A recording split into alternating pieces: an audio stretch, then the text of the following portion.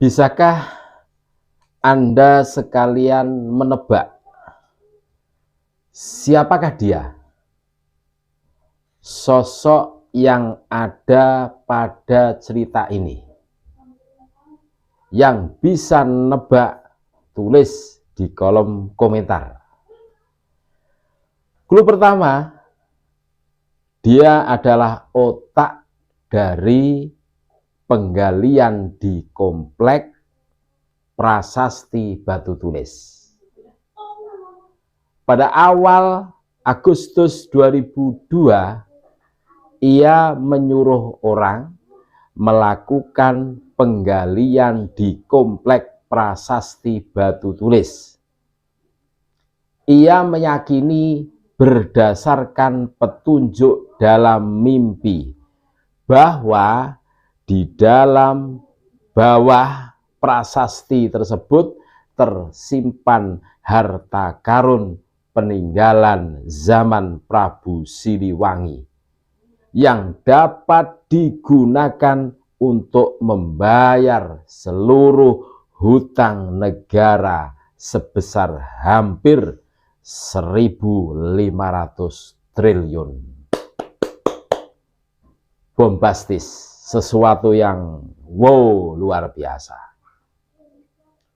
Protes dari kalangan arkeolog tidak ditanggapi sama sekali, tidak digubris.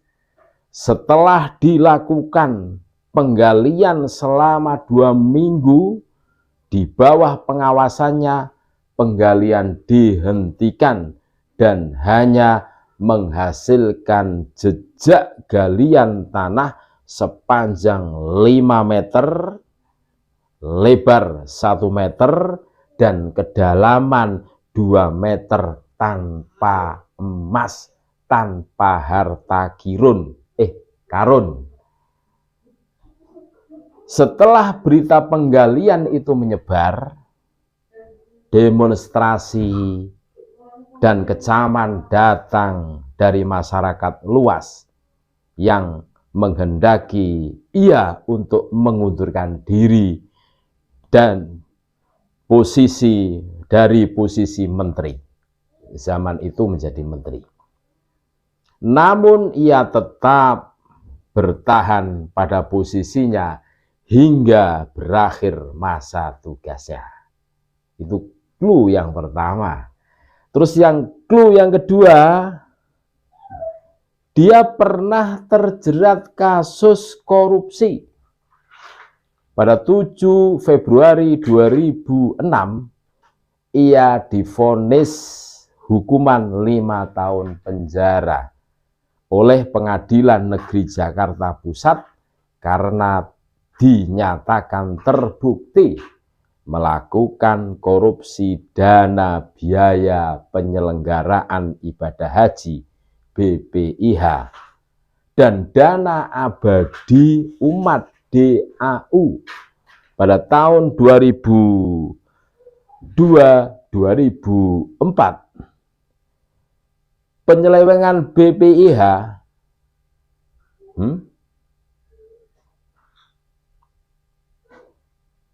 Munawar mencapai 35,7 miliar. Sedangkan DAU yang diselewengkan berjumlah 240,22 miliar. Luar biasa, banyaknya maksudnya. Tuh. Itu clue yang kedua. Terus clue yang ketiga, dia saat ini videonya viral, berbicara tentang nasab. Ramai ini. Bahwa isu nasab yang telah berlangsung lebih dari setahun ini tidak akan menggerakkan Ba'alwi sekelas beliau yang dalam pengetahuan agama terbilang cukup dalam untuk berbicara hal-hal yang mirip dengan narasi Ba'alwi lainnya. Kita berharap sekelas profesor ketika ingin membela nasab klannya tentu lebih sistematis dan ilmiah. Ia akan memberikan narasi forensik yang bermutu dan presisi, ditunjang dengan dalil-dalil yang muktabar dan sahih. Tentunya harusnya seperti itu. Selama ini, sanggahan-sanggahan yang ada dari beberapa orang klan Pahlawi hanya Dr. Ja'far As-Segaf yang ilmiah. Walau itu belum bisa menjawab batalnya nasab Ba'alwi. Sementara yang lainnya berputar di antara doktrin, taklid, dan framing. Sayang, nyatanya perkiraan kita meleset. Yang keluar dari sang profesor dalam menanggapi isu nasab ini bukanlah seperti yang diharapkan, bukan sanggahan ilmiah yang syarat dalil.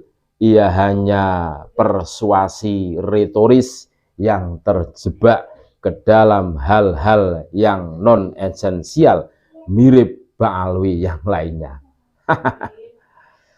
Dalam channel YouTube resminya, ia menyatakan bahwa hasil penelitian nasab Ba'alwi oleh Kiai Haji Imaduddin Usman Al-Bantani tidak didasari oleh ilmu pengetahuan, tetapi hanya didasari oleh emosi belaka. Sangat disayangkan. Dalam video itu, ia tidak menerangkan apa substansi dari penelitian tersebut. Kemudian, bagaimana sanggahan ilmiahnya terhadap kesimpulan dari penelitian itu? Kendati demikian, tentu banyak orang yang sudah paham apa maksud yang disampaikannya, yaitu konklusi tentang batalnya nasab Ba'alwi sebagai keturunan Nabi Muhammad SAW. Itu clue yang ketiga. Terus clue yang keempat, dia ditantang untuk diskusi secara ilmiah oleh Kiai Haji Imaduddin Usman Al-Bantani. Kiai Haji Imaduddin Usman Al-Bantani berpesan bagi yang mengenal sang profesor untuk menyampaikan kepadanya bahwa sangat terhormat sekali jika ia berkenan untuk berdiskusi tentang masalah ini. Tentu ini akan menjadi ajang berdiskusi penuh ilmu dan bermanfaat, mengingat segala capaian pendidikan formal sang profesor dalam pendidikan formal yang dapat dipahami dari gelar yang terdapat di sebelum namanya dan sesudah namanya. Siapakah dia? Tulis di kolom komentar.